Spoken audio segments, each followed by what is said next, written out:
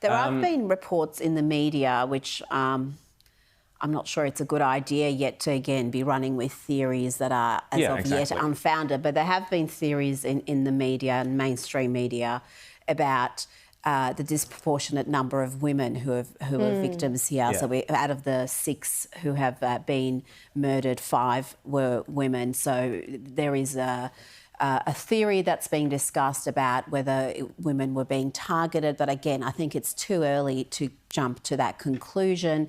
There could be other reasons why women were disproportionately impacted. Obviously, women being a knife attack, women aren't as strong, as fast, and there could be other explanations for that. So I think we've just got to wait when it comes to that until we've got a bit more. But the questions have to be answered, and the police hierarchy know that they must answer those questions. And I think properly. one of the biggest questions, certainly I've seen it asked also across socials repeatedly, is if you don't know what the motive is, how can you assure us that it's definitely not this? Absolutely. So we don't know what it is, but it's definitely not A or B. One of the reasons, if you read the police commissioner's explanation for... I thought that didn't really lend much weight to that explanation because she spoke about how he acted alone. And it's not ideal. Well, there are people who act alone who are ideologically motivated. So just acting alone. Then there was a strange phrase about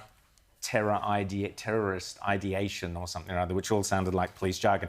As I said, the police, New South Wales police hierarchy, I stress hierarchy and administration, the upper echelons did not cover themselves in glory recently, and this is completely unconnected to Bondi, obviously, but recently with the Opera House protest on October 9th, and the police were very, very eager to ensure that certain words were or were not said, and that left probably not the best image for them. So we need transparency is the point here, as Rita and Liz were saying. We must have transparency. Obviously, we expect New South Wales Police to be working on that. Let's have a look at another one of the witnesses from yesterday who was there on the scene. That's why it came also as a shock to me because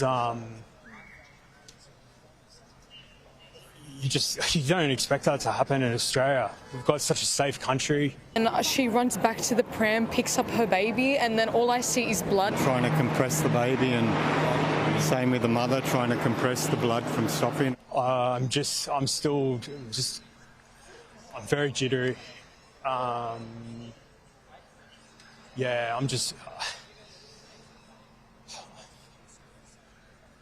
don't know, man. I don't know. And I thought Julia Bradley did a terrific job there as well. Watching that witness yesterday, you could see he was just literally in shock from the eeriness and the silence he'd walked into. It sounded like a horror movie, the way he described it, and probably worse than a horror movie indeed.